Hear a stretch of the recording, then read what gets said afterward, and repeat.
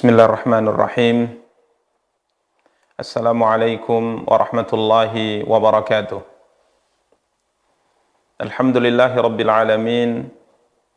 Wal aqibatu lil muttaqina fala udwana illa 'alal zalimin. Asyhadu an la ilaha illallah wahdahu la syarika lah. Wa asyhadu anna Muhammadan abduhu wa rasuluh. Salawatu rabbi wa salamuhu alaihi wa ala alihi wa ashabihi wa man ihtada bihadihi wastanna bisunnatihi ila yaumiddin wa sallama tasliman katsira, amma ba'du. Para pemirsa Rasyad TV yang dimuliakan dan dirahmati oleh Allah Subhanahu wa taala, dan juga para akhwat yang dimuliakan dan dirahmati oleh Allah Subhanahu wa taala, yang alhamdulillah pada kesempatan yang berbahagia kali ini masih bisa mengikuti kajian tafsir Al-Quran Al-Karim via Zoom.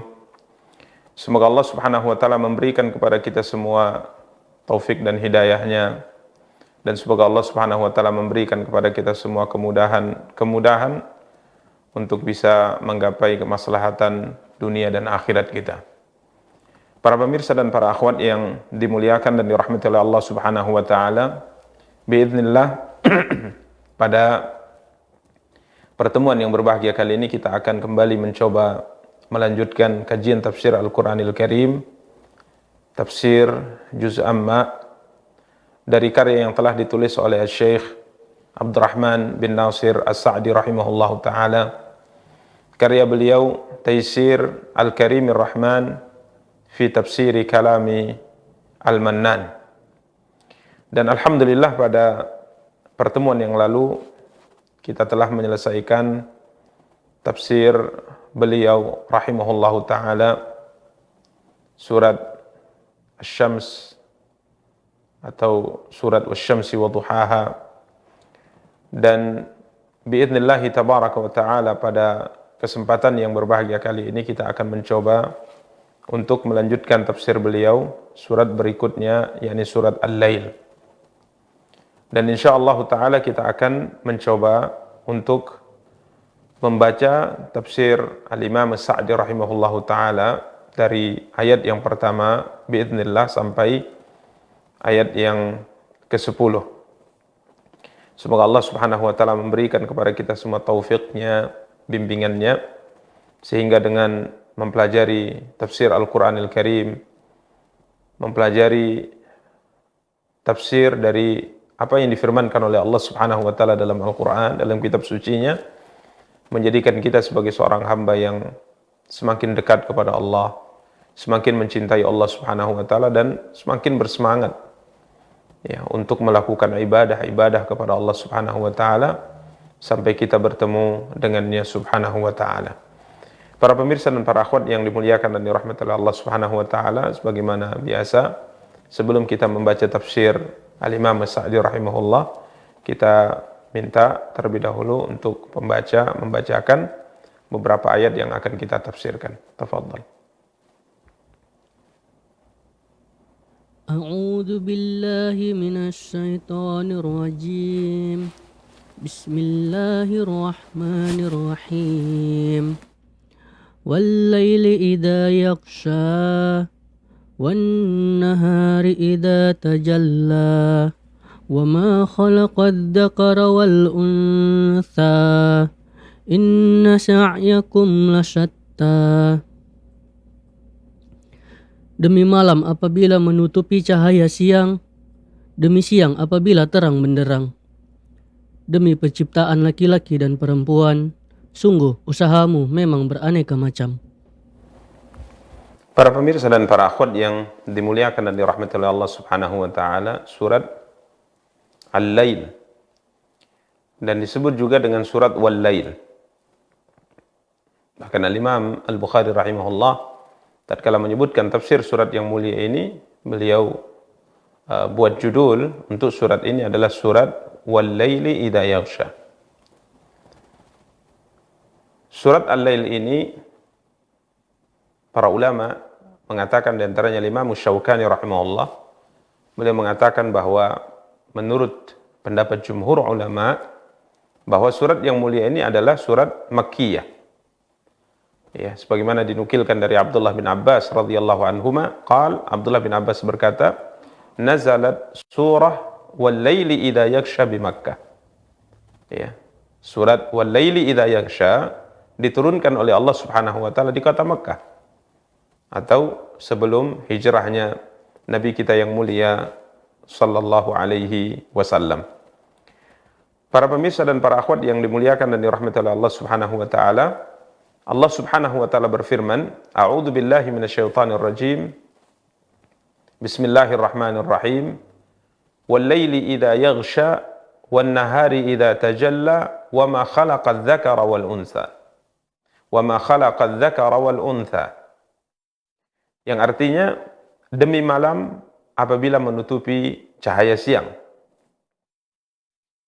Wan nahari idza tajalla, dan demi siang apabila terang benderang.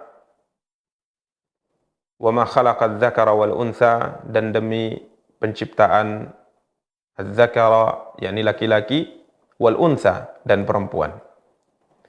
Para pemirsa dan para akhwat yang dimuliakan dan dirahmati oleh Allah Subhanahu wa taala, ini merupakan sumpah ya yang difirmankan oleh Allah Subhanahu wa taala dalam ayat-ayat yang mulia ini.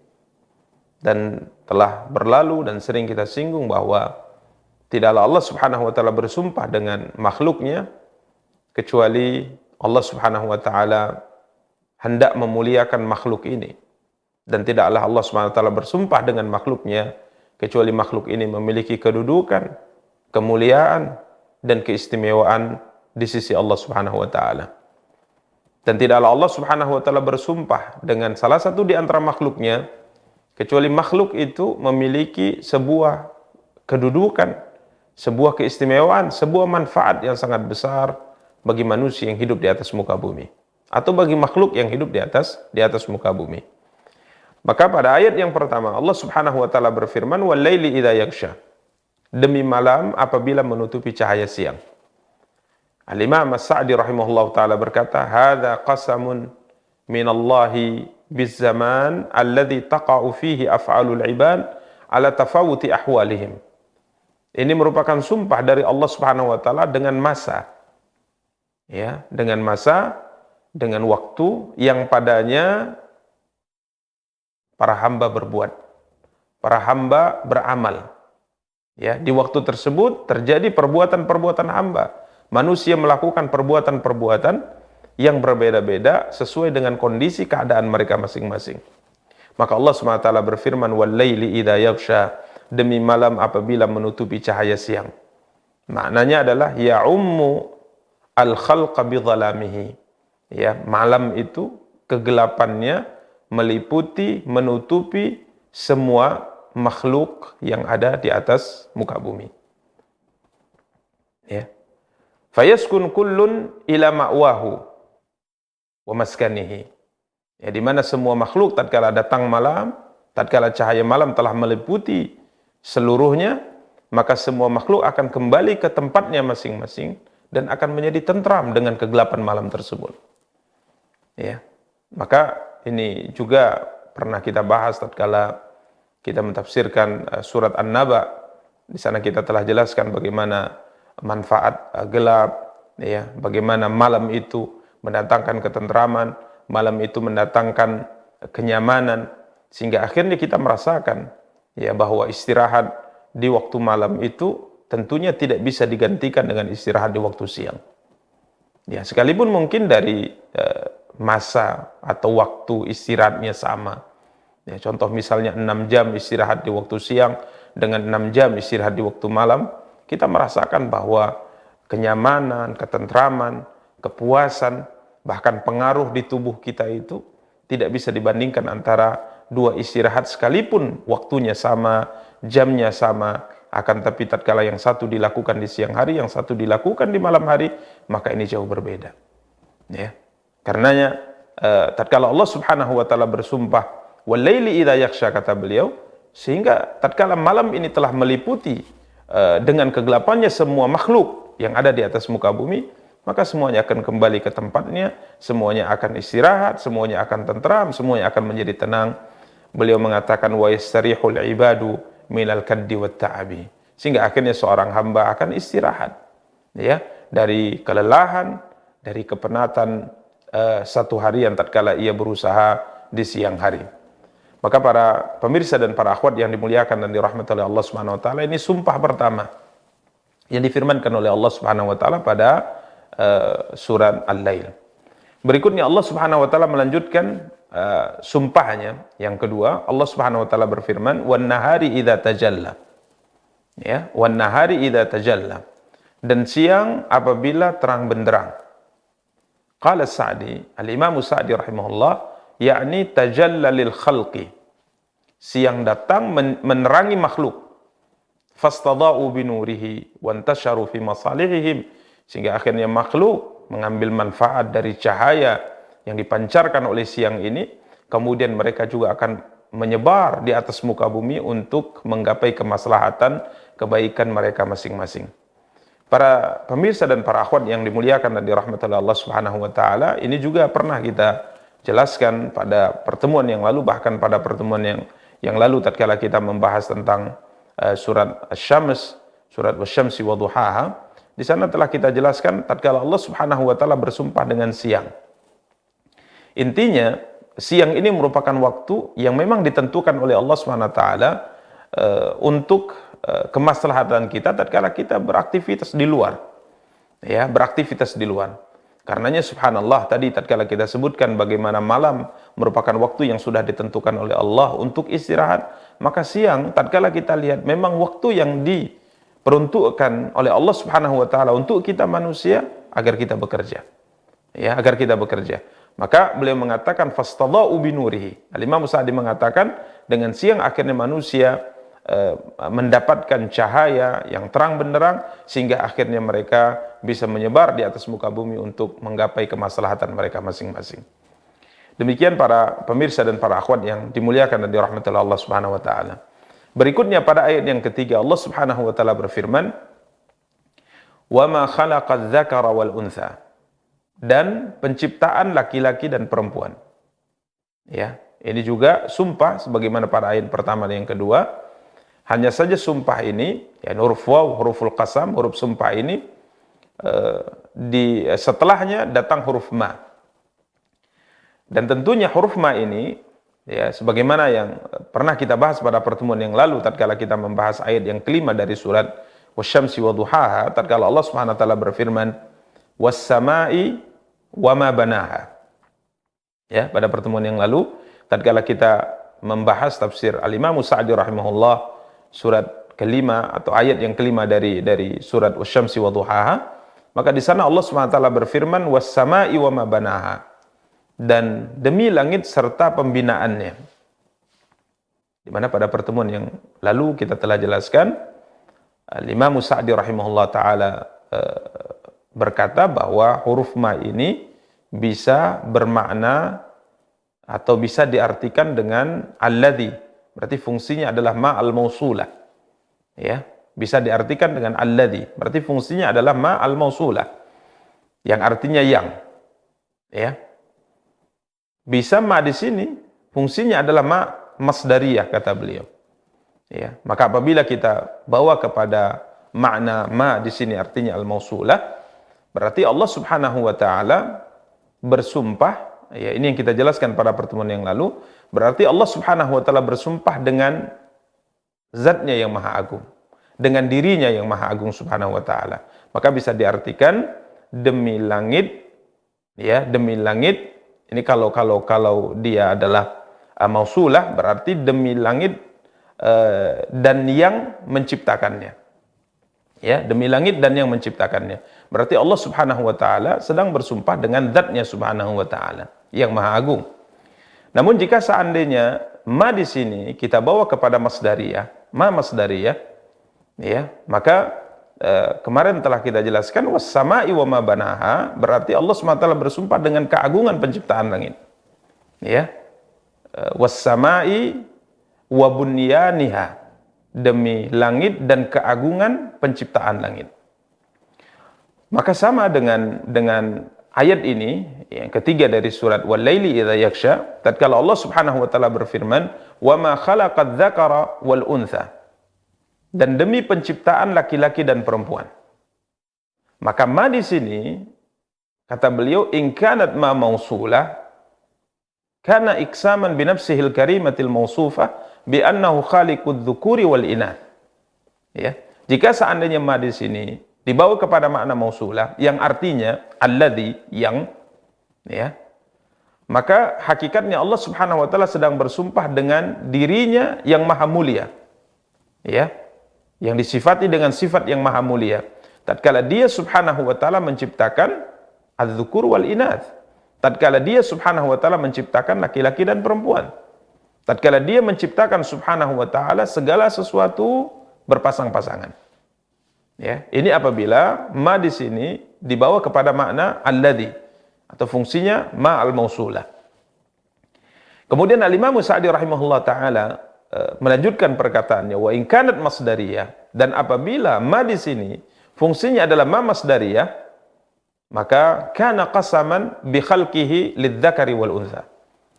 Maka hakikatnya sumpah ini adalah sumpah tatkala Allah Subhanahu wa taala menciptakan laki-laki dan perempuan dan keagungan penciptaan keduanya. Ya, keagungan penciptaan keduanya. Karena tatkala Allah Subhanahu wa taala menciptakan laki-laki dan perempuan atau setiap sesuatu berpasang-pasangan, maka kita akan melihat di sana keagungan dari penciptaan yang maha mulia, Allah Subhanahu wa taala. Ya, karenanya sebagian para ulama tafsir tatkala menjelaskan ayat yang mulia ini, wa ma khalaqadz dzakara wal untha, dan demi penciptaan laki-laki dan perempuan, yang dimaksud dengan laki-laki dan perempuan ini apa? Sebagian mengatakan Adam dan Hawa. Ya, sebagian berpendapat Adam dan Hawa. Berarti bisa dibawa kepada makna dan demi penciptaan Adam dan Hawa. Yakni asal usul manusia, manusia pertama, nenek moyangnya manusia. Kemudian sebagian ulama mengatakan wa ma khalaqadz dzakara wal untha, dan demi penciptaan laki-laki dan perempuan artinya manusia secara umum. Di mana Allah menciptakan kita manusia, ada laki-laki, ada perempuan. Bahkan sebagian berpendapat termasuk jin. Ya, ada jin laki-laki, ada jin perempuan. Ya. Namun sebagian berpendapat bahwa wa ma khalaqadz dzakara wal untha ini umum. Dan demi penciptaan laki-laki dan perempuan, artinya jenis semua makhluk yang diciptakan oleh Allah Subhanahu wa taala di alam semesta ini, semuanya diciptakan dengan berpasang-pasangan. Ya, apapun ia, apakah ia dari manusia, apakah ia dari jin, apakah ia dari binatang, bahkan tumbuh-tumbuhan juga seperti itu. Ya. Jadi umum menurut sebagian para ulama demikian. Sehingga tatkala kita merenungi dan memikirkan keagungan penciptaan makhluk yang diciptakan oleh Allah, semuanya berpasang-pasangan, maka kita akan paham, kita akan menyadari keagungan, kebesaran Sang Pencipta Subhanahu wa taala. Ya. Kita akan menyadari keagungan dan kebesaran Sang Pencipta Allah Subhanahu wa taala. Contoh misalnya tatkala Al-Imam Sa'di rahimahullah taala membawa kita untuk merenungkan salah satu di antara keagungan penciptaan Allah terkait dengan kita, manusia yang diciptakan berpasang-pasangan. Beliau mengatakan, ya, beliau berkata bahwa manusia tatkala diciptakan oleh Allah Subhanahu wa taala berpasang-pasangan, salah satu di antara tujuan yang diinginkan oleh Allah Subhanahu wa taala adalah agar kehidupan manusia ini senantiasa berlanjut sampai hari akhirat. Ya, senantiasa berlanjut sampai hari akhirat. Maka pendapat yang paling sahih tatkala Allah Subhanahu wa taala berfirman di dalam surah Al-Baqarah, tatkala Allah Subhanahu wa taala berfirman kepada malaikat, inni ja'ilun fil ardi khalifah. Ya, Allah Subhanahu wa taala menyampaikan kepada malaikat kehendaknya bahwa dia akan menciptakan di bumi seorang khalifah. Ya, berbagai macam pendapat disebutkan tentang apa yang dimaksud dengan khalifah ini. Ya, tentunya yang paling masyhur, yang sering kita dengar, khalifah di sini artinya pemimpin. Aku akan menciptakan di atas muka bumi seorang pemimpin, yakni manusia. Namun wallahu taala alam, para ulama li tafsir mengatakan khalifah di sini yang paling tepat bukan pemimpin. Akan tapi yang paling tepat adalah khalifah di sini adalah makhluk yakhlufu ba'duhum ba'dha. Ya, Allah Subhanahu wa taala menyampaikan kepada malaikat kehendaknya bahwa dia akan menciptakan suatu bangsa, ya, suatu makhluk, yakni manusia, yang mana manusia ini khalifah. Khalifah itu artinya makhluk yang generasi yang hidup akan dilanjutkan oleh generasi berikutnya. Generasi berikutnya akan dilanjutkan oleh generasi seterusnya sampai hari akhirat, sampai waktu yang telah ditentukan oleh Allah Subhanahu wa taala. Maka Allah Subhanahu wa taala menciptakan manusia untuk keberlangsungan mereka, keberlangsungan kehidupan mereka, generasi demi generasi menggantikan satu dengan yang lainnya, memakmurkan bumi ini. Maka Allah Subhanahu wa taala menciptakan mereka berpasang-pasangan. Ada laki-laki, ada perempuan.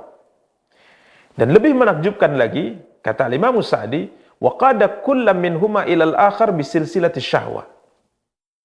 Di mana Allah Subhanahu wa taala giring, Allah tuntun makhluk yang diciptakan oleh Allah Subhanahu wa taala untuk hidup di atas muka bumi ini, generasi demi generasi melanjutkan kehidupan di atas muka bumi. Allah Subhanahu wa taala tuntun setiap mereka untuk mendekati pasangannya dengan rantai syahwat, dengan rantai kecenderungan. Ya. Ini adalah keunikan daripada penciptaan Allah Subhanahu wa taala, di mana Allah Subhanahu wa taala jadikan seorang laki-laki memiliki kecenderungan pada seorang wanita. Seorang wanita juga memiliki kecenderungan kepada seorang laki-laki. Tatkala kita merenungkan ciptaan ini, kita menyadari keagungan Sang Pencipta Allah Subhanahu wa taala. Dia yang mampu, dialah satu-satunya yang mampu meletakkan kecenderungan ini di hati setiap kita. Ya. Dialah yang mampu meletakkan kecintaan dan ketertarikan di hati seorang wanita kepada laki-laki, begitu juga sebaliknya di hati seorang laki-laki kepada wanita. Ini keagungan penciptaan Allah Subhanahu wa taala. Kemudian beliau mengatakan wa ja'ala kullam minhuma munasiban lil akhar. Subhanallah. Kemudian Allah Subhanahu wa taala juga jadikan antar pasangan ini merasa tentram, merasa nyaman, merasa bahagia tatkala ia hidup di samping pasangannya. Ya, maka tidak ada yang bisa kita ucapkan kecuali dengan subhanallah, maha suci Allah, fatabarakallahu ahsanal khaliqin. Maha suci Allah, pencipta yang paling baik. Sehingga Allah Subhanahu wa taala bersumpah dalam ayat yang mulia ini, wa ma khalaqadz dzakara wal untha. Dan penciptaan laki-laki dan perempuan. Kalau kita bahas ini adalah manusia, maka sebagaimana kita dengar keunikan, keagungan daripada penciptaan Zat yang Maha Agung Subhanahu wa taala. Bahkan apabila kita mengembangkan permasalahan, meluaskan permasalahan lebih jauh, maka kita sebutkan tadi bahwa sebagian ulama berpendapat wa ma khalaqadz dzakara wal untha, dan demi penciptaan laki-laki dan perempuan, artinya setiap yang Allah ciptakan di atas muka bumi ini selalu berpasang-pasangan, apapun ia. Ya, kita sebutkan tadi dari manusia ada laki-laki, ada perempuan. Dari jin juga ada laki-laki, ada perempuan. Ya, dari binatang ada jantan, ada betina. Begitu juga dari tumbuhan juga ada jantan, ada betina. Bahkan subhanallah, dari sifat-sifat juga semuanya diciptakan berpasang-pasangan. Ya, sehingga Al-Imam Ibnu Katsir rahimahullahu taala tatkala mentafsirkan ayat yang mulia ini, beliau mengatakan bahwa ayat ini sama dengan apa yang difirmankan oleh Allah dalam surat An-Naba ayat ke-8. Ya, surat An-Naba ayat ke-8, di mana Allah Subhanahu wa taala berfirman, "Wa khalaqnakum azwaja." Dan kami jadikan kamu berpasang-pasangan. Kemudian beliau mengatakan bahwa ayat ini juga sama dengan apa yang Allah firmankan dalam surat Ad-Dariyat ayat 49. Tatkala Allah Subhanahu wa taala berfirman, "Wa min kulli syai'in khalaqna zawjayn." Ya, la'allakum tadhakkarun. Wa min kulli syai'in khalaqna zawjayn la'allakum tadhakkarun. Dan segala sesuatu, kata Allah Subhanahu wa taala, kami ciptakan berpasang-pasangan supaya kamu mengingat kebesaran Allah Subhanahu wa taala. Kemudian beliau mengatakan, artinya segala sesuatu diciptakan oleh Allah Subhanahu wa taala itu semuanya berpasang-pasangan, baik manusia, baik jin, baik binatang, baik tumbuhan maupun yang lainnya. Beliau mengatakan, coba lihat, samaun wa ardun. Ada langit, pasangannya bumi. Ada syamsun, ada qamar, ada matahari, ada bulan. Kemudian beliau mengatakan ada barrun wa bahrun. Ya, ada lautan dan ada daratan. Ada dhiya'un wa dhalam. Ya, ada terang dan ada gelap. Bahkan ada iman, Ada kekafiran, ada kematian, ada kehidupan, ada kesengsaraan, ada kebahagiaan, ada surga, ada neraka, dan begini seterusnya tatkala kita berbicara bahwa semua yang diciptakan oleh Allah SWT semuanya itu berpasang-pasangan. Para pemirsa dan para akhwat yang dimuliakan dan dirahmati oleh Allah, walihada qal, karenanya tatkala Allah SWT berfirman di akhir ayat surah Ad-Dariyat ayat 49, la'allakum tadhakkarun, supaya kamu mengingat kebesaran Allah, agar kamu menyadari bahwa sang pencipta hanya satu, yakni Allah Subhanahu wa taala, wahidun la syarikalah, yang Maha Esa dan tidak ada sekutu baginya. Karena tidak ada yang mampu melakukan ini semua, menciptakan ini semua, menentukan ini semua kecuali Dia Subhanahu wa taala. Ya, sehingga Allah Subhanahu wa taala menyinggung penciptaan makhluknya secara berpasang-pasangan dalam ayat yang ketiga ini, bahkan dijadikan oleh Allah sebagai sarana dalam sumpahnya Subhanahu wa taala tatkala Dia berfirman, "Wa ma khalaqad dzakara wal untha," dan demi penciptaan laki-laki dan perempuan. Demikian para pemirsa dan para akhwat yang dimuliakan dan dirahmati oleh Allah Subhanahu wa taala. Kemudian pada ayat yang keempat, ya, pada ayat yang keempat, Allah Subhanahu wa taala berfirman, "Inna sa'yakum lasyatta." Sesungguhnya usaha kamu memang berbeda-beda. Ini adalah kata Imam As-Sa'di rahimahullah, hadza huwal muqsamu alaih. Ini adalah tujuan sumpah. Dan uniknya, tatkala Allah Subhanahu wa taala berfirman, "Inna sa'yakum lasyatta." Sesungguhnya usaha kamu memang berbeda-beda. Tatkala kita kaitkan dengan sumpah di atas, di mana pada ayat yang pertama Allah Subhanahu wa taala bersumpah dengan malam. Kemudian pada ayat yang kedua Allah bersumpah dengan lawannya, malam. Kemudian Allah bersumpah dengan siang. Kemudian pada ayat yang ketiga Allah Subhanahu wa taala bersumpah juga dengan dua hal yang juga berpasangan, yakni laki-laki dan perempuan. Maka tatkala Allah Subhanahu wa taala menjelaskan tujuan sumpahnya pada ayat yang keempat, "Inna sa'yakum lasyatta." Sesungguhnya usaha kamu memang berbeda-beda. Berbeda-beda di sini juga berpasang-pasangan. Ada orang yang melakukan kebaikan, ada orang melakukan kejahatan, ada orang yang beriman, ada orang yang melakukan kekafiran. Begitu seterusnya dalam perjalanan hidup sebagai seorang manusia tatkala mereka berusaha dalam kehidupan dunia ini. Maka Imam Sa'di rahimahullah taala berkata, "Hadza huwal muqsamu alaih." Ini adalah tujuan sumpah. Beliau mengatakan, "Inna sa'yakum ayyuhal mukallafun lamutafawitun tafawutan kabira." Ya, sesungguhnya usaha kalian, sesungguhnya amal kalian, sesungguhnya perbuatan kalian dalam kehidupan dunia, wahai orang-orang mukallaf, wahai manusia, lamutafawitun tafawutan katsira. Sungguh sangat banyak perbedaan antara satu manusia dengan manusia yang lainnya. Wadzalika bihasabi tafawuti nafsil a'mal. Yang demikian tergantung dengan jenis amal yang dilakukan. Ya, karena amal itu berbeda-beda. Satu amal tentunya kadangkala keutamanya lebih besar dari amal yang lainnya. Satu amal tentunya amal keutamaan itu di bawah daripada amal berikutnya. Kemudian miqdaruha. Ya, perbedaan itu juga terlihat dari apa? Dari kualitas daripada amal tersebut. Bahkan juga wan nasyati fiha, kesungguhan dalam mengerjakannya. Jadi manusia itu berbeda-beda kata Allah Subhanahu wa taala. Usaha kita, amal kita itu berbeda-beda. Ya, dari sisi amal yang kita lakukan, jenisnya, kemudian dari sisi kualitas amal yang kita lakukan, ya. Bahkan juga dari nasyati fiha, kesungguhan. Kadang-kala ada orang melakukan sebuah amal, sama-sama dua orang melakukan sebuah amal yang sama.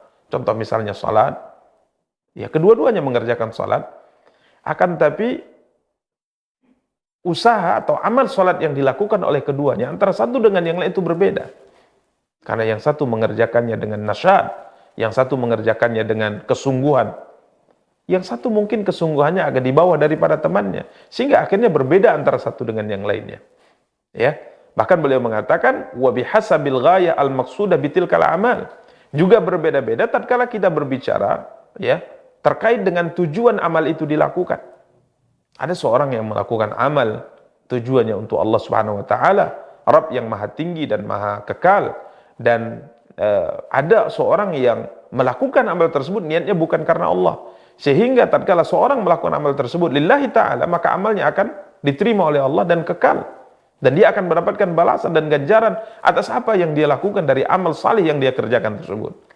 Sebaliknya, orang yang kedua tatkala melakukan amal tersebut bukan lillah, bukan karena Allah Subhanahu wa taala, maka kondisi amalnya berbeda dari amal yang dilakukan oleh orang yang pertama. Amalnya akan sirna, amalnya tidak akan diterima oleh Allah Subhanahu wa taala. Ya, demikian para pemirsa dan para akhwat yang dimuliakan dan dirahmati oleh Allah Subhanahu wa taala. Sehingga Imam Al-Qurtubi rahimahullahu taala, Al-Imam Al-Qurtubi rahimahullahu taala tatkala menjelaskan ayat yang mulia ini, inna sa'yakum lasyatta, sesungguhnya usaha kamu memang berbeda-beda. Beliau mengatakan sa'yakum di sini maknanya adalah amal, perbuatan. Jadi amal perbuatan kita berbeda-beda antara satu dengan yang lainnya. Tidak sama. Baik dari sisi kualitas, dari sisi jenis amal yang kita lakukan, dari kesungguhan yang kita kerjakan, maupun dari niat yang ada dalam dada kita untuk melakukan amal tersebut. Ya. Intinya, kata Imam Al-Qurtubi rahimahullah ta'ala, semua kita dalam kehidupan dunia beramal. Semua manusia dalam kehidupan dunia berusaha. Ya. Ada yang beramal, berjuang untuk memerdekakan dirinya, dan ada yang beramal namun akibat dari amal yang dia lakukan, ia telah membinasakan dirinya. Nabi kita yang mulia sallallahu alaihi wasallam pernah bersabda dalam hadis yang diriwayatkan Imam Muslim dari hadis Abi Malik Al-Harith bin Asim Al-Ash'ari radhiyallahu taala. Nabi kita yang mulia sallallahu alaihi wasallam bersabda, kalimat ini adalah akhir daripada sabda Nabi kita yang mulia sallallahu alaihi wasallam. Nabi kita yang mulia sallallahu alaihi wasallam bersabda di akhir hadis, kullun nasi yaghdu. Ya, setelah Nabi SAW menyebutkan tentang cabang-cabang amal ibadah yang sangat banyak. Sangat banyak. Yang dengan amal-amal tersebut, seorang itu bisa menggapai surga Allah. Dengan amal-amal tersebut, seorang itu bisa mendapatkan ridha Allah. Dengan amal-amal tersebut, tatkala ia kerjakan, seorang itu bisa diselamatkan oleh Allah dari api neraka. Ia merdekakan dirinya, ia selamatkan dirinya. Namun tetap kata Rasulullah sallallahu alaihi wasallam, kullun nasi yaghdu faba'i'un nafsahu famu'tiquha aw mubiquha. Setiap manusia pasti berbuat, pasti berusaha, pasti beramal. Namun manusia terbagi kepada dua kata Rasulullah SAW. Yang pertama, tatkala dia berbuat, tatkala dia berusaha, tatkala dia beramal, mu'tiquha. Ia melakukan amal ibadah, amal ketaatan kepada Allah SWT. Ia lakukan kebaikan-kebaikan sehingga akhirnya ia merdekakan dirinya. Sehingga ia selamat. Ia mendapat ridha Allah, ia mendapat karunia Allah, ia mendapat akhirnya diizinkan oleh Allah SWT masuk ke dalam surga. Ya. Ini orang yang berbuat, ya, ada yang mu'tiquha, ya, ada yang berbuat sebuah kebaikan, berbuat amal saleh, kemudian akhirnya ia memerdekakan dirinya. Namun sebaliknya ada orang yang juga berusaha, juga beramal, juga berbuat dalam kehidupan dunia, namun yang dia perbuat, yang dia lakukan bukan amal saleh. Yang lakukan maksiat kepada Allah Subhanahu wa taala. Yang ia lakukan adalah perbuatan-perbuatan yang mendatangkan kemurkaan Allah Subhanahu wa taala, sehingga Nabi kita yang mulia sallallahu katakan au mubiquha. Atau seorang yang berusaha, seorang yang beramal, melakukan kejahatan, melakukan maksiat, melakukan perkara-perkara yang mendatangkan murka Allah, sehingga akhirnya ia membinasakan dirinya sendiri. Maka para pemirsa dan para akhwat yang dimuliakan dan dirahmati Allah Subhanahu wa taala, ini yang kita sebutkan tadi bahwa tujuan sumpah juga Allah Subhanahu wa taala menegaskan tentang dua hal yang berpasangan. Ya. Amal kebaikan dan amal keburukan, keimanan dan kekafiran, maksiat dan ketaatan. Manusia dalam amalnya, manusia dalam usahanya dalam kehidupan dunia ini juga terbagi kepada dua. Terbagi kepada dua. Yakni orang yang melakukan ketaatan kepada Allah dengan orang yang melakukan maksiat kepada Allah Subhanahu wa taala. Ya, inna sa'yakum lasyatta. Sesungguhnya usaha kamu memang berbeda-beda, kata Allah Subhanahu wa taala. Demikian para pemirsa dan para akhwat yang dimuliakan dan dirahmati oleh Allah Subhanahu wa taala. Berikutnya pada ayat yang ke-5, kita persilakan untuk membacanya.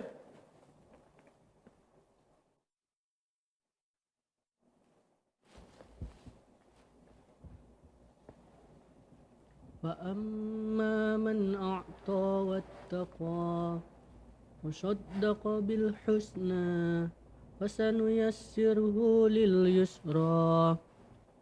Maka barang siapa memberikan hartanya di jalan Allah dan bertakwa dan membenarkan adanya pahala dan yang terbaik surga, maka akan kami mudahkan baginya jalan menuju kemudahan kebahagiaan. Para pemirsa dan para akhwat yang dimuliakan dan dirahmati oleh Allah Subhanahu wa taala, berikutnya Allah Subhanahu wa taala menjelaskan secara terperinci dua golongan manusia yang terbagi menjadi dua dalam usaha mereka dalam kehidupan dunia. Ya. Allah Subhanahu wa taala berfirman, "Fa amma man a'ta wattaqa." Adapun orang yang memberikan hartanya di jalan Allah dan bertakwa.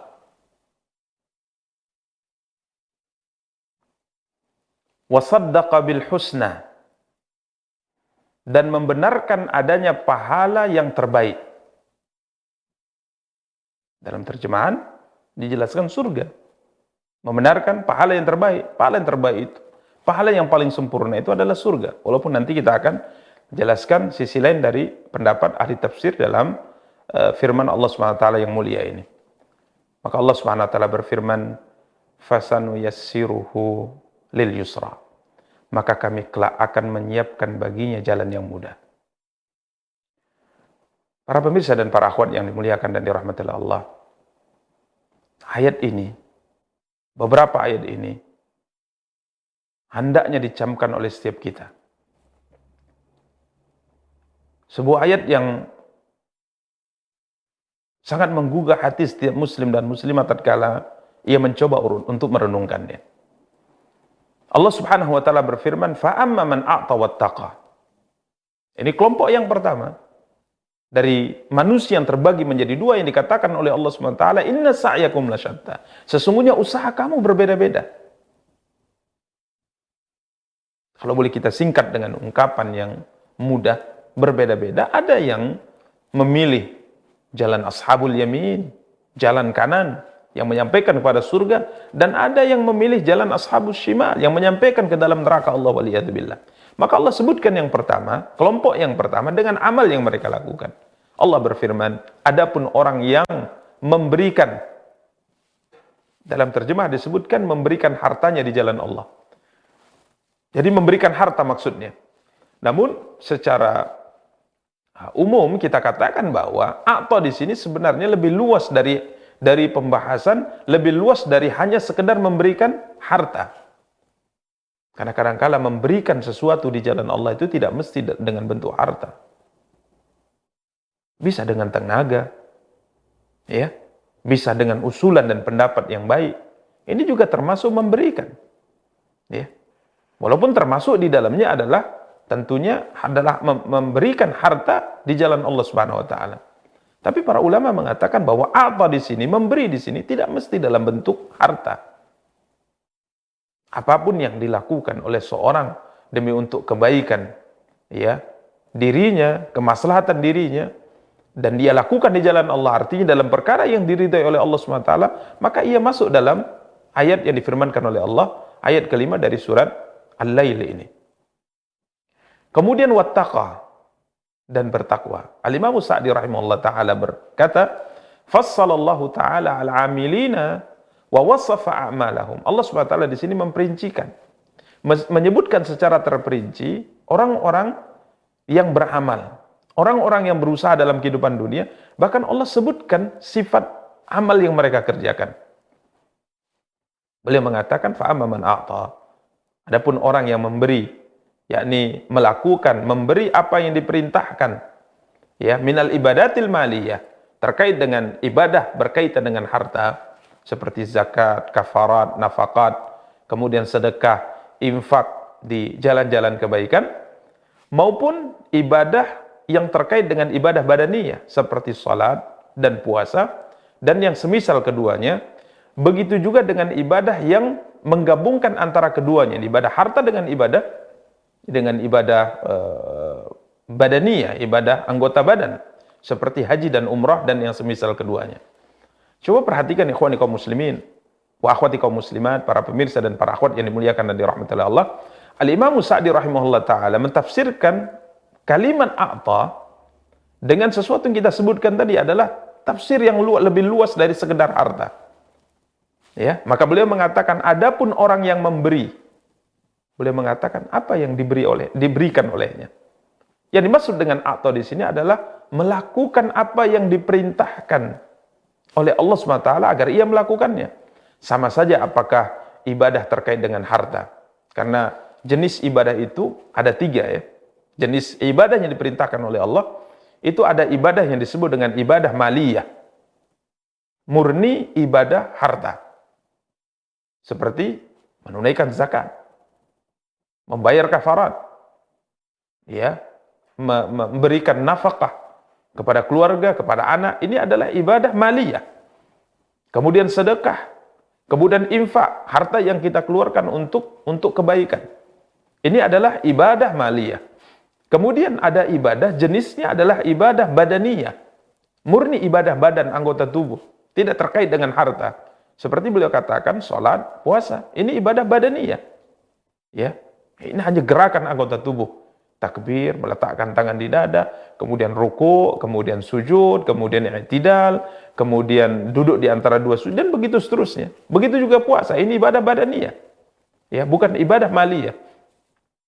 Namun di sana ada ibadah murakkabah, kata beliau, minhuma, ibadah yang menggabungkan antara ibadah harta dengan ibadah badan. Dia contohkan seperti haji. Di mana untuk melaksanakan haji dan umrah kita butuh harta kita infakkan, kita keluarkan di jalan Allah Subhanahu wa taala untuk ongkos kepergian kita berangkat ke Ka'bah Al-Musyarrafah. Begitu juga tatkala kita sampai di sana, ini juga butuh ibadah badaniyah. Kita tawaf, ini ibadah fisik. Ya, kemudian kita merempar jumrah, kita wukuf di Arafah, mabit di Muzdalifah dan seterusnya, ini ibadah badaniyah. Maka ini yang beliau katakan a'ta di sini mencakup semuanya, kata beliau. Jadi bukan hanya sebatas memberikan harta, akan tapi melakukan semua ibadah, baik terkait dengan ibadah harta, ibadah fisik, maupun ibadah yang menggabungkan antara keduanya. Sedangkan wattaqa, ya, beliau mentafsirkan manahaan. Dan bertakwa maksudnya adalah meninggalkan apa yang ia dilarang darinya, daripada perkara yang diharamkan oleh Allah dan maksiat-maksiat dengan berbagai macam jenisnya yang dilarang oleh Allah Subhanahu wa taala.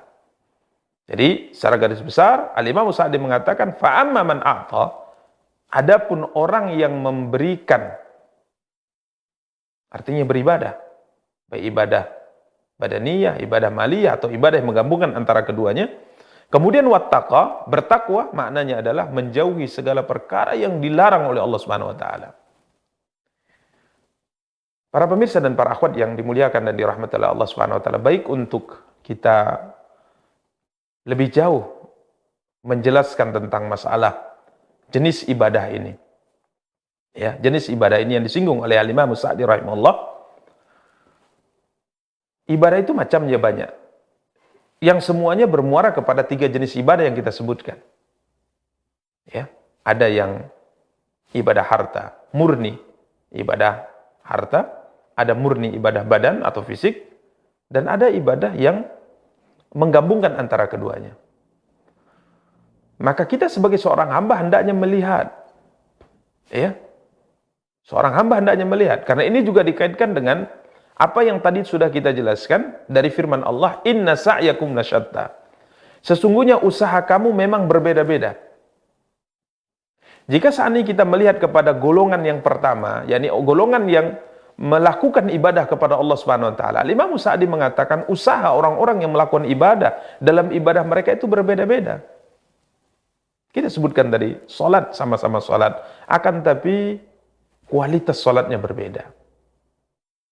Ya, melakukan ibadah yang sama jenisnya, akan tapi kualitasnya, berat timbangannya di sisi Allah berbeda antara satu dengan yang lainnya. Karena mungkin yang menentukan adalah nasyat, kesungguhan dalam mengerjakannya. Maka para pemirsa dan para akhwat yang dimuliakan dan dirahmati Allah, hendaknya kita melihat dan hendaknya kita cerdas.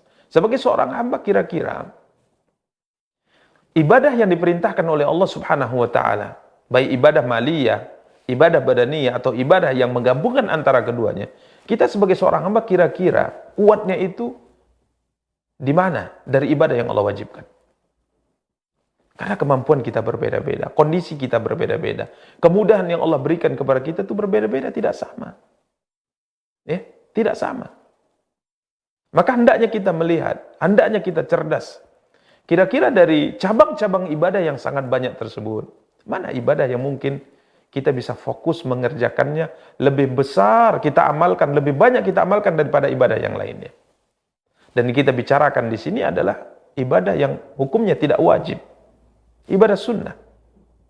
Contoh misal sholat, kemudian sholat sunnah, puasa sunnah, dan ibadah-ibadah yang lainnya. Kiranya pintu-pintu ibadah yang hukumnya tidak wajib ini, mana kira-kira diri kita yang lebih mampu mengerjakan lebih banyak daripada yang lainnya, maka fokus di sana. Ada sebuah athar, ya, sebuah athar yang disebutkan oleh Al-Imam Al-Zahabi rahimahullah ta'ala tentang Imam Malik rahimahullah yang dikirimi surat oleh seorang bernama Abdullah Al-Umari rahimahullah. Abdullah Al-Umari ini adalah seorang abid, disebutkan seorang ahli ibadah, selalu menyendiri, berzikir pada Allah, membaca Al-Quran, mengerjakan sholat dan seterusnya. Sedangkan Imam Malik sebagaimana kita tahu disibukkan belajar, menulis hadis, menulis permasalahan, kemudian disibukkan mengajarkan ilmu itu kepada manusia. Ya. Jadi dua hamba yang berbeda dari sisi fokus ibadahnya. Yang satu fokus menyendiri beribadah kepada Allah SWT, menyibukkan dirinya sendiri beribadah kepada Allah SWT. Sedangkan yang satu sibuk dengan muridnya, sibuk dengan pengajarannya, sibuk dengan ilmu yang dia pelajari dan sampaikan kepada manusia. Menjawab pertanyaan, meluruskan pemahaman dan seterusnya. Maka suatu hari Abdullah Al-Umari ini menulis sebuah surat kepada Imam Malik rahimahullah. Dalam surat tersebut, Abdullah Al-Umari mengajak Imam Malik bin Anas rahimahullah untuk meninggalkan keramaian manusia. Ya. Tidak usah sibukkan diri dengan manusia. Ayo fokus menyendiri beribadah kepada Allah Subhanahu wa taala. Maka apa jawaban Imam Malik rahimahullah? Beliau mengatakan, "Innallaha qassamal a'mala kama qassamal arzaq."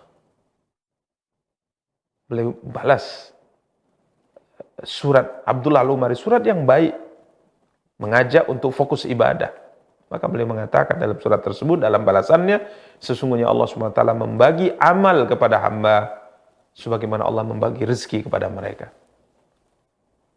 Farubba rajulin futiha lahu fis shalah wa lam yuftah lahu fis shaum.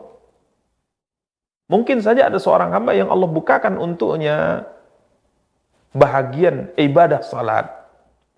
Namun Allah tidak bukakan rezeki untuknya ibadah puasa. Sekali lagi kita ingatkan bahwa dimaksud dengan perkataan Imam Malik ini adalah amal sunnah, ya, bukan ibadah wajib. Karena kalau salat wajib, puasa wajib, ini siapapun wajib mengerjakannya. Kalau tidak, maka diancam dengan dosa oleh Allah Subhanahu wa taala. Namun yang kita bahas adalah ibadah sunnah. Jadi bisa saja kata Imam Malik rahimahullah, seorang yang Allah bukakan untuknya pintu salat.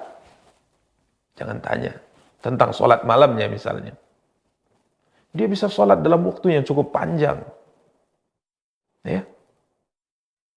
Karena kalau kita dapati cerita, ada seorang yang sholat, setelah Isya dia terus sholat, sampai subuh ada. Karena kalau kita dapati seorang sholat, dari jam 1 malam sampai subuh, dari jam 12 malam, itu dia lakukan terus menerus. Namun di sisi lain, orang yang Allah bukakan untuknya pintu salat ini, kadang-kala Allah tidak bukakan untuknya pintu ibadah puasa. Sehingga kalau puasa dia lemah. Ya, dia puasa di puasa dia lemah. Begitu sebaliknya kadang-kala kita dapati kata Imam Malik, seorang yang Allah bukakan untuknya pintu puasa, akan tapi Allah tidak bukakan untuknya pintu sedekah. Di puasa dia kuat. Bertahun-tahun selama hidupnya dia mengerjakan puasa Daud. Terus menerus puasa Daud dia kerjakan. Tapi dalam bab sedekah dia lemah. Artinya memang mungkin Allah tidak berikan kepadanya harta. Sehingga ia tidak mampu bersedekah dengan sedekah yang banyak. Tapi puasanya kuat. Ya, puasanya kuat. Di sisi lain, ada orang yang Allah tidak bukakan untuknya pintu sedekah. Tapi Allah bukakan untuknya pintu jihad. Ya, fisiknya kuat. Sehingga ia bisa berjihad di jalan Allah Subhanahu wa taala. Maka begini kata Imam Malik, Allah Subhanahu wa taala membagi amal di kalangan hamba sebagaimana Allah membagi rezeki. Ada yang rezekinya sedikit, ada rezekinya banyak, ada rezekinya sedang, ada rezekinya di bidang bisnis penjualan barang-barang tertentu, ada yang rezekinya di bidang pertanian, ada bisnisnya di bidang perlautan misalnya. Berbeda-beda. Begini ketentuan yang Allah tentukan di alam semesta ini, di manusia. Ya. Maka beliau mengatakan, "Fanashrul ilmi min afdali amalil bir." Aku mengetahui bahwa menyebarkan ilmu ini salah satu di antara amal kebaikan yang mulia di sisi Allah Subhanahu wa taala. Dan aku puas dengan pintu kebaikan yang Allah bukakan untukku. Karena Allah Subhanahu wa taala membukakan untukku pintu menuntut ilmu, pintu mengajarkan ilmu. Dan aku yakin yang Allah berikan kepadaku menuntut ilmu, mengajarkan ilmu tidaklah lebih rendah dari apa yang Allah bukakan untukmu daripada amal. Dan aku berharap saya dan kamu, kita semua berada di dalam kebaikan. Maka para pemirsa dan para akhwat yang dimuliakan dan dirahmati Allah Subhanahu wa taala, kita harus cerdas melihat ya. Rezeki kita di dalam amal itu sebenarnya Allah SWT berikan di mana? Ya, karena kita teringat seorang ulama ditanya, "Ya Syekh, bagaimana caranya saya menguatkan hafalan dalam belajar? Karena setiap kali saya menghafal, selalu lupa. Susah saya menghafal." Ya, contoh misalnya menghafal hadits, menghafal penjelasan para ulama, ya, diulang-ulang beberapa kali juga tak hafal-hafal. Diulang puluhan kali juga tidak hafal. Setelah berletih beberapa hari untuk menghafalnya, alhamdulillah hafal, hilangnya juga cepat. Ini bagaimana cara saya supaya saya bisa konsisten terus istiqamah dalam menuntut ilmu? Supaya saya menjadi seorang alim, seorang yang berilmu dan mengajarkan ilmu kepada masyarakat. Maka apa kata guru ini? Dia mengatakan, bagusnya Anda berbisnis saja. Karena mungkin rezeki amal yang Allah hendak berikan kepada Anda bukan di bidang ilmu. Ya bukan berarti Anda tidak belajar, tetap belajar. Akan tapi tatkala Anda menghabiskan waktu Anda untuk menjadi seorang ulama yang nantinya mengajarkan ilmu, sepertinya bidang Anda tidak di situ. Bisa saja mungkin pintu yang lain Allah bukakan kepada Anda, sehingga mungkin Anda akan mendapatkan pahala di sisi Allah dari pintu yang lain. Maka kita lihatlah diri kita. Apa yang Allah bukakan untuk kita daripada amal ini. Bahagian rezeki amal kita, apa yang Allah berikan ke kita. Nah, ini persis seperti yang katakan Imam Malik rahimahullah ta'ala. Walaupun kita menyadari bahwa ada hamba-hamba Allah SWT yang Allah bukakan untuknya semua pintu kebaikan. Semua pintu kebaikan Allah bukakan untuknya. Kalau di bab salat, dialah orang terdepan. Bab puasa, dia orang terdepan. Bab jihad, orang terdepan. Bab sedekah, orang terdepan. Ada beberapa hamba Allah yang seperti itu. Ini karunia Allah yang Allah berikan kepada beberapa orang tertentu. Karena para ulama tatkala membahas ini, mereka menukilkan apa yang Allah firmankan dalam surah Al-Baqarah ayat 177. Ya. Allah berfirman dalam surah Al-Baqarah ayat 177, Laisal birra an tuwallu wujuhakum qibala al-masyriqi wal maghribi walakinnal birra man amana billahi wal yawmil akhir wal malaikati wal kitabi wan nabiyyin wa atal mala ala hubbihi dhawil qurba wal yatama wal masakin wa ibnas sabil was sa'ilina wa fir riqab wa aqamas salata wa ataz zakah wal mufuna bi ahdihim idza ahadu was sabirina fil ba'sa'i wad dharra'i wa hinal ba's ulaika alladhina sadaqu wa ulaika humul muttaqun. Coba antum camkan, para pemirsa dan para akhwat, camkan ayat yang Allah SWT firmankan dalam surah Al-Baqarah ayat 177 ini. Allah Subhanahu wa taala berbicara tentang beberapa orang yang melakukan semua kebaikan. Ya, kita sebutkan tadi bahwa jenis amal kebaikan itu ada yang murni terkait dengan harta, murni terkait dengan badan atau fisik, atau yang menggabungkan antara keduanya. Maka orang ini melakukan semuanya. Beriman kepada Allah, beriman kepada hari akhir, beriman kepada malaikat, beriman kepada kitab, beriman kepada Nabi, wa atal mala ala hubbihi, dan memberikan harta yang dicintainya kepada siapa? Kepada kerabatnya, kepada anak-anak yatim, kepada orang-orang miskin, kepada ibnus sabil, kepada orang-orang as-sailin, kepada orang-orang yang meminta-minta. Wa fir riqab, dan dia gunakan hartanya untuk membebaskan budak. Di sisi lain, ini ibadah harta. Di sisi lain, wa aqamas salat, dia tegakkan salat, dia tunaikan zakat. Ini ibadah badan. Wal mufuna bi ahdihim idza ahadu, dan orang-orang yang senantiasa menempati janjinya tatkala mereka berjanji. Kemudian was-sabirina fil ba'sa'i wad-dharra wa hinal ba's, dan orang-orang yang sabar dalam kesempitan, penderitaan dalam peperangan. Kemudian Allah mengatakan ulaikal ladzina shadaqu wa ulaika humul muttaqun. Mereka itulah orang-orang yang sadaku, orang-orang yang jujur, orang-orang yang benar imannya, dan mereka adalah orang-orang bertakwa.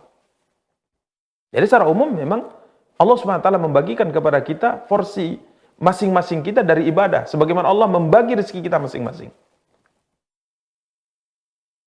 Tapi kadang-kadang ada orang yang Allah SWT berikan kepadanya bahagian sempurna dalam semua amal.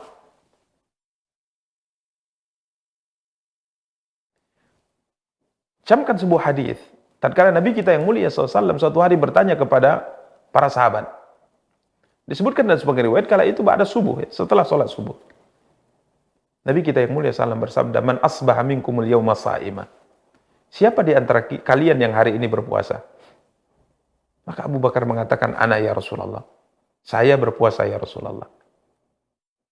Kemudian Nabi kembali bertanya, "Faman tabi'a minkumul yawma janazatan." Siapa di antara kalian yang pagi ini sudah mengiringi jenazah?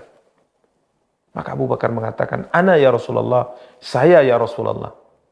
Kemudian Nabi SAW bertanya lagi, "Faman at'ama minkumul yawma miskinan." Siapa di antara kalian yang hari ini sudah memberikan makan kepada fakir miskin? Kembali Abu Bakar, ini pagi buta.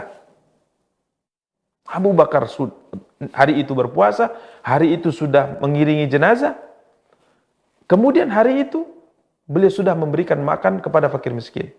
Faman at'ama minkumul yawma miskinan. Siapa di antara kalian yang hari ini sudah memberikan makan kepada fakir miskin? Abu Bakar kembali menjawab, "Ana ya Rasulullah." Kemudian Nabi bertanya lagi, "Faman 'ada minkumul yawma maridha." Siapa di antara kalian yang pagi ini sudah menjenguk orang yang sakit? Maka Abu Bakar mengatakan, "Ana ya Rasulullah." Aku sudah ya Rasulullah. Maka Nabi SAW katakan, "Majtama'na fimri'in illa dakhalal jannah." Tidaklah amal ini berkumpul pada seseorang kecuali hamba tadi masuk ke dalam surga Allah Subhanahu wa taala. Coba lihat. Tatkala kita membaca sejarah tentang Abu Bakar ini, kita akan mengetahui bahwa apa yang difirmankan oleh Allah Subhanahu wa taala dalam surat Al-Baqarah ayat 177 tadi, di antara mereka adalah Abu Bakar. Maka kalau antum baca lembaran sejarah Abu Bakar dalam salat, beliau orang terdepan. Sampai disebutkan bahwa tatkala beliau salat, hampir dikatakan suara qiraah beliau, suara bacaan beliau itu hampir hilang karena tangisan. Ini Abu Bakar. Dalam puasa, jangan antum tanya bagaimana Abu Bakar berpuasa. Dalam jihad, Tidak ada sebuah pertempuran yang dilakukan oleh Nabi SAW kecuali Abu Bakar selalu bersama dengan beliau alaihi salatu wassalam. Di saat pertempuran berat terjadi, bahkan sebagian para sahabat lari meninggalkan Rasulullah, maka di antara orang yang tetap mendampingi Rasulullah adalah Abu Bakar radhiyallahu taala. Dan kalau kita berbicara masalah sedekah, semua antum tahu. Dia datang kepada Rasulullah SAW di dalam persiapan perang Tabuk, membawa harta yang begitu banyak. Kemudian Rasulullah SAW bertanya, apa yang kau tinggalkan untuk keluargamu? Karena sedekahmu sangat banyak, wahai Abu Bakar. Maka Abu Bakar mengatakan, taraktu lahumullah wa rasulah. Aku tinggalkan untuk mereka ya Rasulullah, Allah dan Rasulnya. Artinya semuanya beliau infakkan. Tidak ada yang beliau sisakan untuk keluarganya. Ini Abu Bakar. Jadi ada orang-orang yang seperti ini. Ada orang-orang yang seperti ini. Sehingga tatkala Nabi kita yang mulia sallallahu alaihi wasallam bertanya kepada menjelaskan pada para sahabat bahwa man anfaqa zawjaini fi sabilillah nudiya min abwabil jannah. Ya. Nabi SAW mengatakan barang siapa yang menginfakkan harta dari dua jenis. Ya, sebagian para ulama mengatakan dia infakkan emas, begitu juga dia infakkan perak, dua jenis. Ya. Maka dia akan dipanggil, kata Rasulullah SAW, dari salah satu di antara pintu surga. Pintu surga ada 8, satu pintu surga memanggilnya, masuklah dari aku karena pintuku lebih baik dari pintu yang lain. Aku lebih baik dari pintu yang lain. Terus Nabi SAW menjelaskan, orang yang kuat di dalam salat, maka dia akan dipanggil dari pintu salat. Orang yang kuat di bidang jihad, ya, di bidang ibadah jihad, maka dia akan dipanggil dari pintu jihad. Orang yang kuat dalam puasa, maka dia akan dipanggil dari pintu puasa. Orang yang kuat dalam sedekah, maka akan dipanggil dari pintu sedekah. Bahkan setiap pintu surga itu memanggilnya kemudian mengatakan, masuklah dari pintuku, aku lebih baik dari pintu yang lainnya. Pintu surga ada 8. Setiap kita akan masuk surga dari pintu-pintu ini yang kita kuat beribadah kepada Allah. Ada pintu zakat, ada pintu sedekah, ada pintu bakti kepada kedua orang tua, ada pintu jihad dan pintu-pintu yang lainnya. Sehingga itu Abu Bakar mengatakan, ya Rasulullah, jika seandainya seorang hamba dipanggil dari satu pintu dan masuk dari pintu itu, tidak dipanggil oleh semua pintu, tapi dia masuk dari salah satu di antara pintu, maka tidak ada yang membahayakan dia. Artinya kalaupun seandainya ia dipanggil dari satu pintu, kemudian masuk dari pintu ini, intinya dia masuk surga. Tidak ada yang akan membahayakan dia, tidak ada yang akan memberatkan dia, intinya dia masuk ke dalam surga. Namun ya Rasulullah, adakah seorang hamba yang semua pintu surga memanggilnya? Dalam sholat, dia terdepan. Dalam jihad, dia terdepan. Dalam puasa, dia terdepan. Dalam bakti kepada ayah dan ibunya, dia terdepan. Dalam semua bab-bab ibadah, dia terdepan. Sehingga semua pintu surga memanggilnya. Adakah seperti itu ya Rasulullah? Maka Nabi kita yang mulia SAW katakan, "Naam, ya, ada." Kata Rasulullah SAW, "Wa arju an takuna anta minhum." Iya. Ada, kata Rasulullah SAW, dan aku berharap engkaulah orangnya. Engkau termasuk dari hamba-hamba Allah yang dirindukan oleh semua pintu surga Allah. Mengajaknya untuk masuk darinya, sembari mengatakan, masuk dari wahai hamba Allah, karena aku lebih baik dari pintu yang lainnya.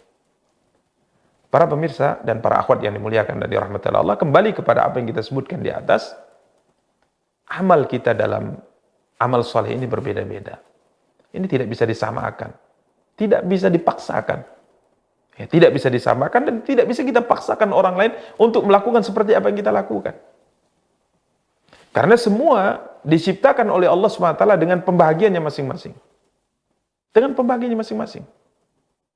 Jadi tidak bisa kemudian kita katakan semua harus menjadi ulama, semua harus menjadi ustaz yang bisa mengajarkan ilmu. Tidak bisa. Kadang-kala mungkin Allah SWT mudahkan untuknya menjadi seorang pembisnis besar, sehingga ia menggapai surga Allah dengan pintu sedekah. Maka coba lihat, dari pintu mana? Dari pintu surga kita akan memasukinya. Lihat, apa yang Allah kuatkan kita Apa yang Allah mudahkan kita untuk mengamalkannya, maka lakukan itu dengan sebaik-baiknya, sehingga kita semua akan menggapai ampunan dan ridha Allah Subhanahu wa ta'ala. Kemudian Allah Subhanahu wa ta'ala melanjutkan firman-Nya, wa saddaqa bil husna. Dan orang ini membenarkan adanya al-husna, pahala yang terbaik. Jadi dalam terjemah langsung mengarah kepada pahala terbaik, yakni surga Allah Subhanahu wa taala. Namun Al-Imam Sa'di rahimahullah mengatakan saddaqa bila ilaha illallah.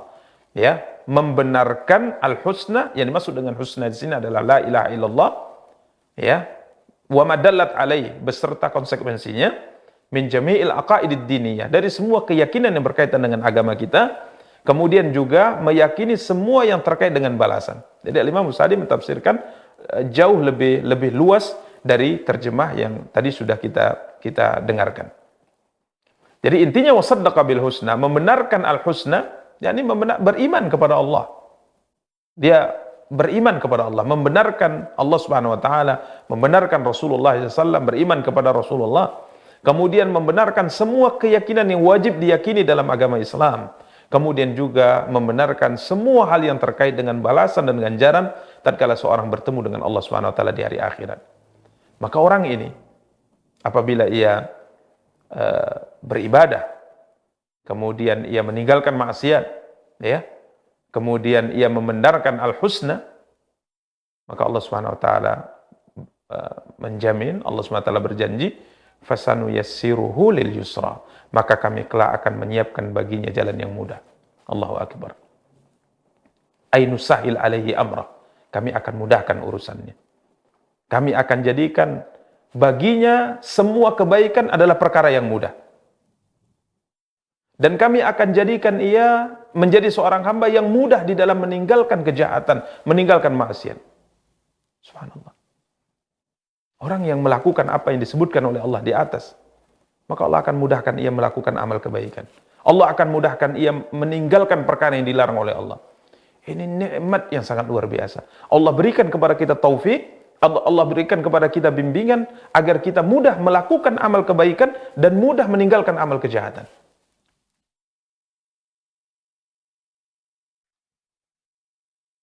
Para pemirsa dan para akhwat yang dimuliakan dan dirahmati oleh Allah Subhanahu wa taala. Mudah mengerjakan salat, mudah berpuasa, mudah menjaga lisan, mudah berzikir kepada Allah Subhanahu wa taala. Ini kemudahan-kemudahan dari Allah Subhanahu wa taala. Ya. Dimudahkan Allah untuk menutup aurat. Ini kemudahan dari Allah Subhanahu wa taala. Intinya, orang yang melakukan ketaatan, melakukan ibadah sebagaimana disebutkan di atas, Allah akan mudahkan segala urusannya. Dalam urusan melakukan ibadah, Allah akan mudahkan. Dalam urusan meninggalkan maksiat, Allah juga akan mudahkan ia meninggalkannya. Sehingga sebagian salaf mengatakan, min thawabil hasanah al-hasanatu ba'da. Ini dinukil oleh Imam Ibnu Katsir dalam tafsir ayat ini. Min thawabil hasanah al-hasanatu ba'daha wa min jaza'is sayyi'ah sayyi'atu ba'daha. Di antara balasan kebaikan adalah kebaikan yang akan kita dapat setelah kebaikan itu. Artinya setelah kita melakukan ketaatan kepada Allah Subhanahu wa taala, pasti Allah akan membimbing kita kepada ketaatan berikutnya. Sebaliknya, kalau kita berani melakukan maksiat kepada Allah, maka maksiat yang kita lakukan itu akan menggiring kita kepada maksiat berikutnya. Maka jangan antum pernah berpikir, sekali ini saja saya melakukan maksiat, kemudian saya akan taubat. Tidak, demi Allah. Anda tidak akan mampu bertaubat. Pasti Anda akan terjatuh ke maksiat-maksiat berikutnya. Ya. Karena di antara ganjaran kebaikan adalah akan mendatangkan kebaikan berikutnya. Di antara balasan keburukan atau maksiat yang kita lakukan, maka kita akan tergiring melakukan maksiat berikutnya. Demikian para pemirsa dan para akhwat yang dimuliakan dan dirahmati oleh Allah Subhanahu wa taala. Berikutnya, silakan.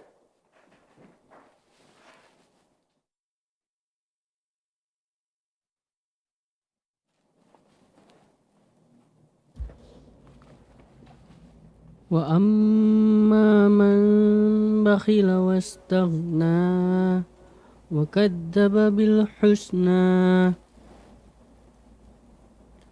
fasanuyassiruhu lil usra. Dan adapun orang yang kikir dan merasa dirinya cukup, tidak perlu pertolongan Allah, serta mendustakan pahala yang terbaik. Maka akan kami mudahkan baginya jalan menuju kesukaran, kesengsaraan. Nasallallahu alaihi Kita berdoa kepada Allah Subhanahu wa taala agar kiranya Allah menyelamatkan kita dari golongan yang kedua ini. Wa amma man bakhila wastaghna. Dan adapun orang-orang yang bakhil wastaghna dan merasa dirinya cukup. Al-Imam As-Sa'di rahimahullah berkata, bima amara bihi. Ya. Yani bakhil artinya tidak melakukan apa yang diperintahkan. Kalau kita berbicara tentang masalah infak, dia tidak mau menafkahkan hartanya, baik nafkah yang wajib, apalagi nafkah yang mustahab, yang hukumnya sunnah. Walam tasmah nafsuhu biada'i ma wajaba lillah. Dan dirinya tidak mau melakukan apa yang Allah wajibkan atasnya. Lawan daripada a'ta di atas. Ya. Kalau pada golongan yang pertama Allah mengatakan dia adalah orang yang memberi, artinya melakukan kebaikan. Ya, melakukan ibadah-ibadah terkait dengan masalah ibadah maliyah, ibadah badaniyah atau ibadah yang menggabungkan antara keduanya. Adapun orang ini tidak melakukannya. Bahkan orang ini istaghna merasa cukup dari Allah. Seakan-akan dia tidak butuh kepada Allah Subhanahu wa taala. Dia tinggalkan ibadah kepada Allah. Dia tidak melihat dirinya muftaqiratan ghayatal iftiqari ila rabbiha. Dia tidak melihat dirinya adalah seorang hamba yang sangat butuh kepada Allah, sebutuh-butuhnya hamba kepada Sang Pencipta. Padahal tidak ada keselamatan, tidak ada keberuntungan, tidak ada kebahagiaan kecuali tatkala kita mendekat kepada Sang Kekasih Allah Subhanahu wa taala dan zat yang berhak untuk diibadati. Tapi orang ini seakan-akan merasa tidak butuh dengan Allah. Dia bakhil, dia tidak mau melakukan ketaatan kepada Allah dengan berbagai macam jenisnya, bahkan dia mengesampingkan Allah, seakan-akan ia tidak butuh dengan Allah Subhanahu wa taala. Sebaliknya, berikutnya ayat ke-9, wa kadzdzaba bil husna, serta mendustakan pahala terbaik. Ya, tadi sudah kita sebutkan apa yang dimaksud dengan husna. Sebagian ulama mengatakan surga, sebagian ulama mengatakan semua hal yang berkaitan dengan keyakinan dalam agama. Maka ini juga sama. Ya, ia mendustakan semua itu. Ia tidak mau beriman kepada Allah, ia tidak mau beriman kepada Rasulullah, ia tidak mempercayai semua keimanan-keimanan yang wajib diimani dalam agama. Dan ia tidak beriman dengan adanya surga, tidak beriman dengan adanya balasan terbaik. Maka orang ini akan dihukum oleh Allah dengan hukuman yang berat. Pada ayat ke-10, Allah SWT berfirman, fasanuyassiruhu lil usra. Nas'alullah salam wal afiyah. Maka kelak kami akan menyiapkan baginya jalan yang sukar. Apa ini maksud dengan jalan yang sukar? Ailil halatil asirah. Ia akan dimudahkan oleh Allah SWT untuk menempuh jalan yang sulit. Akhlak yang tercela, di mana akan menjadi mudah baginya semua kejahatan dan maksiat. Dalam kondisi apapun dan dimanapun ia berada. Wa muqayyidan lahu af'alal ma'asi. Dan dia akan terikat dengan semua amal maksiat. Nasallallahu alaihi wasallam. Jadi sulit. Allah akan jadikan ia sulit melakukan ketaatan. Dan Allah SWT akan jadikan ia mudah melakukan kejahatan. Ini adalah hukuman yang paling berat. Dan hukuman ini tidak diberikan oleh Allah SWT kepadanya kecuali setelah dia melakukan hal di atas. Bakhil. Dia bakhil. Dia merasa dirinya cukup, tidak butuh dengan Allah. Dia mendustakan balasan yang terbaik. Maka Allah hukum dia dengan hukum ini. Fasanuyassiruhu lil usra. Maka kelak kami akan menyiapkan baginya jalan yang sukar. Sehingga nasallallahu salam wal afiyah. Kalau untuk ketaatan, susahnya luar biasa. Bahkan tidak mau melakukannya. Kalau untuk maksiat dia yang terdepan. Nasallallahu salam wal afiyah. Maka sebagaimana kita sebutkan tadi, Al-Imam Ibnu Katsir menukilkan sebuah athar bahwa di antara balasan dari keburukan adalah keburukan setelahnya yang dilakukan oleh seorang hamba. Jadi tatkala seorang itu berani melakukan maksiat, ya, berani melakukan maksiat, maka dia pasti akan terjatuh ke maksiat-maksiat berikutnya. Nasallallahu salam wal afiyah. Kemudian terakhir, Nabi kita yang mulia sallallahu alaihi wa ala alihi wasallam menjelaskan ayat yang mulia ini dalam sebuah kondisi di saat beliau alaihi salatu wassalam, sebuah yang diriwayatkan oleh Imam Muslim dalam sahihnya dari Ali bin Abi Thalib radhiyallahu taala, tatkala Nabi kita yang mulia sallallahu alaihi wasallam mengantarkan jenazah ke Baqi'il Gharqad. Kemudian Nabi SAW kala itu sedang duduk, ya, di tangan beliau ada sebatang kayu dan beliau hentak-hentakkan kayu tersebut, atau Nabi pukulkan kayu tersebut ke tanah. Kemudian Nabi kita yang mulia salam bersabda, "Ma minkum min ahadin illa waqad kutiba wa illa waqad kataballahu makanaha minal jannati aw minan nar. Wa illa qad kutibat syaqiyatan aw sa'idah." Tidak ada seorang pun di antara kalian, atau tidak ada satu jiwa pun, kecuali Allah SWT telah tuliskan untuknya ketetapan apakah ia di surga atau di neraka. Kecuali Allah sudah tuliskan untuknya sebuah ketetapan apakah dia akan sengsara atau bahagia. Maka kala itu para sahabat mengatakan, "Ya Rasulullah, kenapa kita tidak bersandar kepada ketetapan itu saja dan kita tidak usah beramal?" Maka Nabi SAW katakan, "Jangan," kata Rasulullah, "beramallah, berusahalah. Karena seorang yang sudah ditetapkan oleh Allah termasuk orang yang akan bahagia, maka Allah Subhanahu wa taala akan mudahkan untuknya amal orang-orang yang akan masuk ke dalam surga Allah Subhanahu wa taala." Ya, "I'malu fa kullun muyassarun lima khuliqalah." Beramal, berusahalah kalian karena setiap kalian akan dimudahkan untuk apa ia diciptakan. Orang yang diciptakan untuk surga, maka Allah akan mudahkan amal surga. Dan orang yang diciptakan untuk neraka, ditentukan neraka, maka akan mudah baginya melakukan amal penduduk neraka. Kemudian Nabi kita yang mulia sallallahu alaihi wasallam bersabda, membaca firman Allah Subhanahu wa taala, "Fa amma man a'ta wattaqa wa saddaqa bil husna fasanuyassiruhu lil yusra wa amma man bakhila wastaghna wa kadzdzaba bil husna fasanuyassiruhu lil usra." Intinya, kemudahan melakukan kebaikan, kemudahan meninggalkan maksiat itu karena amal yang kita lakukan sebelumnya. Sebaliknya, kemudahan seorang hamba waliyadzubillah melakukan maksiat, mudah mengerjakan maksiat, kecuali karena dosa yang dia lakukan sebelumnya. Semoga Allah SWT mudahkan kita untuk menggapai surganya, dan semoga Allah SWT mudahkan kita untuk mengamalkan amal penduduk surga, dan semoga Allah SWT mudahkan kita untuk menjauhi amal-amal penduduk neraka. Amin ya rabbal alamin. Demikian para pemirsa dan para akhwat yang dapat kita sampaikan pada kesempatan yang berbahagia kali ini, dan insyaallah ta'ala pada pertemuan berikutnya kita akan sempurnakan pembahasan tafsir surat yang mulia ini sampai ayat yang terakhir biidznillah tabaraka wa ta'ala. Kita cukupkan. Subhanakallahumma bihamdik asyhadu an la ilaha illa anta astaghfiruka wa atubu ilaik. Wassalamualaikum warahmatullahi wabarakatuh.